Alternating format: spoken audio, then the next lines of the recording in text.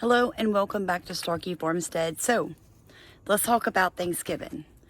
Over the last several years, I've seen a push for people not to celebrate Thanksgiving because of this.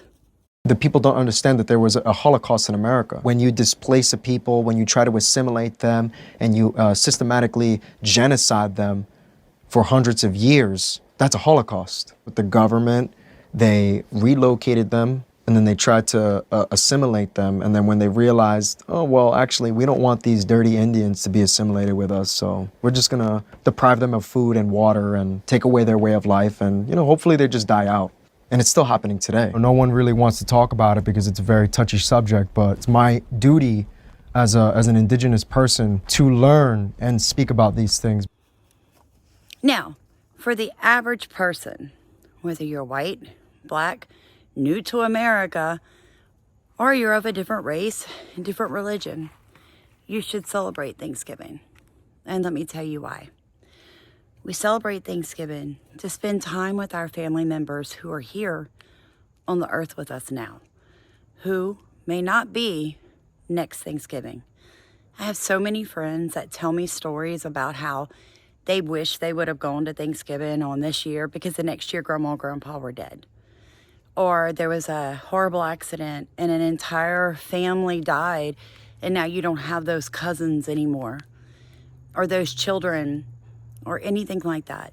So I know that you think standing firm on your opinion with religion, race, or world wars might be important. Holiday is not the time to stand on your soapbox. It's not the time to be sitting at the Thanksgiving table and decide you should discuss with your nephew his transgenderism or bring in the debate whether or not Israel or Hamas is in the right. Thanksgiving is a time to spend with your family where you're thankful for them.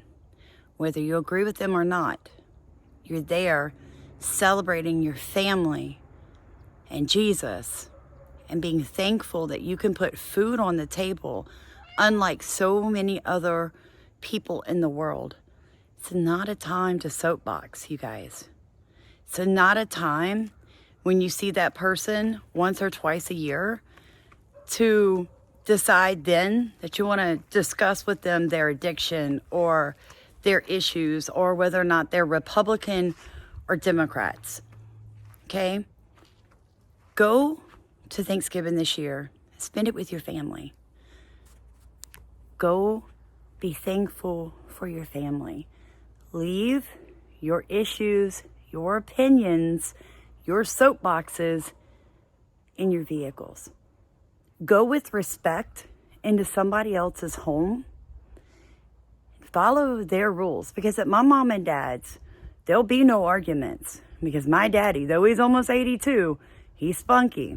And he will quickly tell you, take you, your kids, get in your vehicle and leave. Whether you're his kid, his grandkid, he doesn't care. There will be peace inside his home because he's king of his house and he rules it as such. And I know a lot of you that are listening are going to be going to people's houses that feel that way.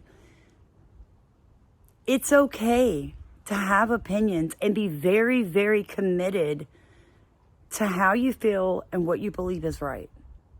I'm a very opinionated person. Most of you know that. And I don't mind taking a stance on what I believe is true. But I'm not going to go to Thanksgiving and ruin Thanksgiving for my entire family by discussing topics that are going to end up in people leaving. Because it's not about that. Thanksgiving is not the time to have that political debate. And I already know what's going to happen. Because every year when I talk to somebody, I'm like, how was your Thanksgiving? And this is what I hear. Oh my gosh, Sam, we went to my aunt's, or we went to my grandmother's, or I went to my uncle's.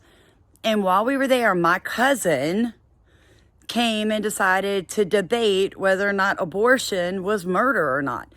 Everybody got in an argument. People got angry. There was a physical fist fight. I even, have friends who are like, so-and-so got stabbed. It's not that it doesn't happen in America, because it most definitely does. So don't make your Thanksgiving World War III for your family. That's what I'm trying to tell you. Go with a thankful heart. Go be humble. No matter where you stand on any of the issues of the world, it's not about any of that, you guys. It's about loving each other like Jesus loved you. And it's about agreeing to disagree for one day to have dinner with grandma and grandpa or mom and dad. That's your goal. That's your goal. We can all do it. We can. Believe in you. I believe in myself. God does not want us to go with a spirit of offense and ruin Thanksgiving for everyone else. It's not about that. I even told my husband, because in my family we have vegans, vegetarians, and carnivores, right? We have it all. So I told my husband, you can't make fun of my sister for her vegan turkey, but she can't sit there and make fun of my husband for eating an actual turkey. And Jesus actually talks about that in the Bible. He's like, look, if eating meat is a sin for them, then it's a sin. And if you can eat meat, but don't make your brother feel guilty for eating meat or not eating meat. Like, don't do that. Jesus is trying to tell you, go sit at the table and eat.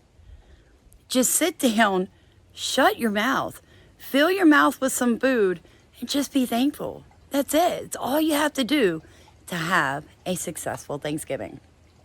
So please like, comment, and subscribe. I'm actually late. Going to pick up my goddaughters today, and you guys will see the videos.